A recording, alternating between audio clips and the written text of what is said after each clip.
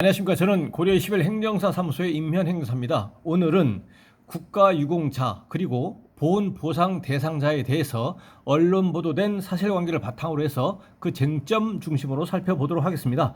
오늘 영상의 내용이 도움이 되었다면 구독, 좋아요 부탁드리겠습니다. 그리고 이 영상의 끝부분에는 관련된 영상이 연결되어 있으므로 필요시에는 참고해 주시기 바랍니다. 네, 먼저 제목을 보시면 화상치료 못 받고 일하다 사망한 군인, 법원, 보훈 대상자 해당이라고 되어 있습니다. 지난 5월 20일자에 언론에 보도된 내용입니다. 계속 보시겠습니다. 대구지법 제1행정단독 배관진 부장판사는 20일 폐혈전 색전증으로 숨진 군인 A씨 사망을 했습니다. A씨가 군인인데 사망을 했습니다. 숨진 군인 A씨의 아버지, 그러니까 유족 B씨가 대구지방보훈청장을 상대로 제기한 국가유공자, 보훈보상 대상자 비해당 결정 처분 취소 소송에서 원고의 주장 일부를 받아들였다고 밝혔다라고 되어 있습니다. 국가유공자나 보훈보상 대상자, 그러니까 유족까지 포함합니다. 그러한 국가유공자 또는 보훈보상 대상자 그리고 국가유공자의 유족이 되기 위해서는 주소지관할 보훈청에다가 국가유공자 그리고 보훈보상 대상자 등록 신청을 하면 국가보훈처 보훈심사위원회에서 심사를 해서 거기서 최종 결정을 합니다. 그러면 이 결정에 대해서 그 접수를 최초에 등록 신청을 접수한 주소지관할 보훈청에서 요건에 해당이 된다, 비해당이 된다라고 하는 행정처분을 하게 됩니다. 그래서 요건이 해당이 된다라고 한다면 그 요건에 해당이 됐기 때문에 두 번째 단계인 신체 검사를 이제 받고 중대 범죄 경력이 없다면 최종적으로 국가유공자나 보훈보상 대상자가 됩니다. 근데 이 사건에서는 최초에 국가유공자 및 보훈보상 대상자 등록 신청을 대구지방보훈청장한테 했더니 요건에 비해당된다라고 하는 비해당 결정 처분을 한 겁니다. 그랬더니 그 등록 신청을 한 B씨, 사망한 군인의 유족인 아버지인 B씨가 이에 대해서 불복을 해서 그 불복 절차를 거쳐서 그 구체적인 결과에 따라서 구제를 받을 수가 있는데 그 구체적인 구제 수단 방법은 지금 언론 보도를 보시는 바처럼 법원의 행정소송 1심, 2심, 3심까지 할 수가 있고 이런 행정소송과 별개로 행정심판을 청구해서 그 결과에 따라서 구제를 받을 수가 있습니다. 이 행정심판은 현재는 국민권익위원회 소속 중앙행정심판위원회에서 관할을 하고 있는데 이 중앙행정심판위원회에서 이 행정심판 청구한 사람 아버지 B씨의 손을 들어줬다면 행정심판 청구인에 대해서 인용이나 일부 인용에 그런 결정을 해 주었다면 이것은 확정적으로 구제를 받은 겁니다. 왜냐하면 상대방인 피청구인 측에서 대구지방보훈청장이 행정심판위원회 결정에 대해서 불복해가지고 우리는 중앙행정심판위원회 결정에 인정 못하겠다, 소송 가겠다 이렇게 할 수가 없다는 얘기입니다. 그래서 행정심판에서 구제를 받아버리면 확정적으로 구제를 받은 것이다, 게임 끝난 것이다 라는 것입니다. 만일 행정심판에서 구제를 받지 못한다면 당연히 행정심판 청구인 아버지 B씨는 소송으로 갈 수가 있는 겁니다. 소송 단계로 갈 수가 있겠다. 그래서 이 언론보도 사건은 이 아버지 B씨가 행정심판 청구 단계를 거쳐서 이 소송을 왔는지 또는 거치지 않고 바로 다이렉트로 소송을 왔는지는 알 수는 없습니다. 그렇지만 소송 단계에 와서는 원고와 피고 양 당사자 모두에게 항소 및 상고권이 인정이 됩니다. 그래서 1심에서 원고가 승소했다고 하더라도 피고가 항소를 하면 이제 2심 가는 것이고 최악의 경우는 대법원까지 판단을 받아야만 된다라는 것입니다. 현재 언론 보도는 1심에서 원고의 주장 일부를 받아들였다라는 것입니다. 일부를 받아들였다는 것이 어떠한 내용 전체에서 어느 부분인데 이 일부가 무엇인지도 뒤에서 살펴보겠습니다.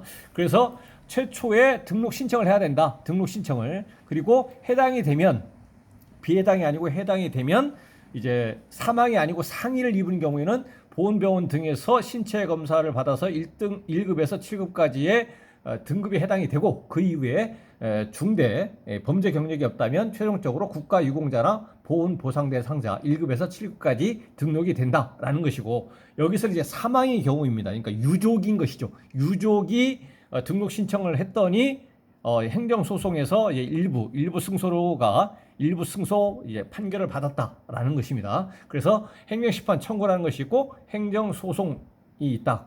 구제 수단 방법은 여기서는 이제 행정심판이 아닌 행정소송을 보고 있다라는 것입니다. 그래서 보시겠습니다.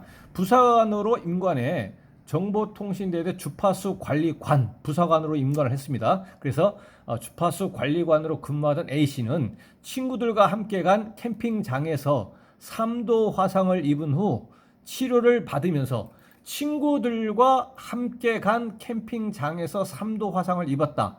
이 자체는 최초의 화상을 입은 경위는 직무 수행 중에서 발생한 것이 아니고 순수히 사적인 영역에서 사적인 행위에 의해서 본인의 주의 내지는 주의가 있었다고 하더라도 이제 화상을 입은 것입니다. 그래서 어떻든 친구들과 캠핑장에 간 것이기 때문에 직무와의 그 관련성은 없는 것입니다. 치료를 받으면서 근무하다가 2015년 7월 혈전이 폐를 막는 바람에 사망을 했다, 숨졌다라는 것입니다.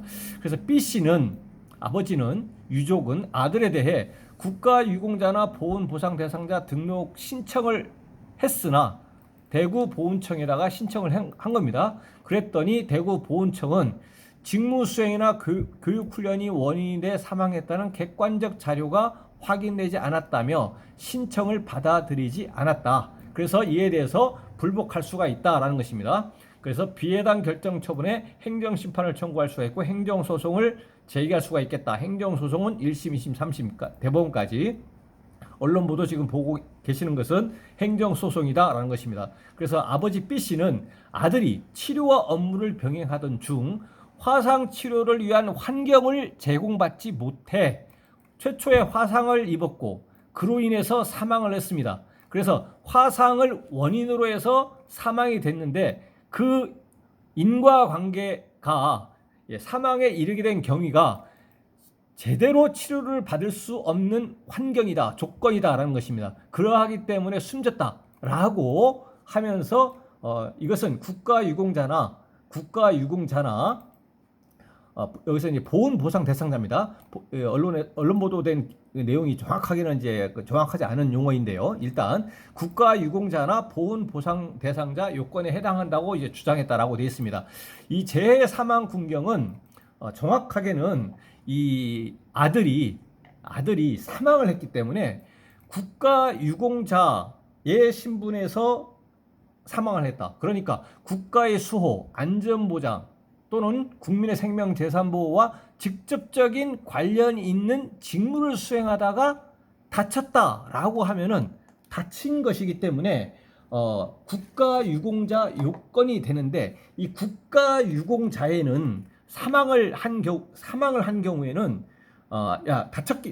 다친 경우를 먼저 살펴보면, 다쳤다라고 하면 많이들 아시는 공상군경이 되고 공상군경, 그리고 국가의 수호 안전보장, 국민의 생명 재산 보호와 직접적인 관련이 없는 직무를 수행하다가 다쳤다라고 하면 재해 부상 군경이 됩니다. 근데 여기서는 그 아들이 일단 사망을 했고 국가의 수호 또는 안전보장, 국민의 생명 재산 보호와 직접적인 관련이 있는 직무를 수행하다가 사망에 이르렀다라고 한다면 국가유공자인데 어떤 유형이냐 하면 사망을 했기 때문에 순직군경입니다.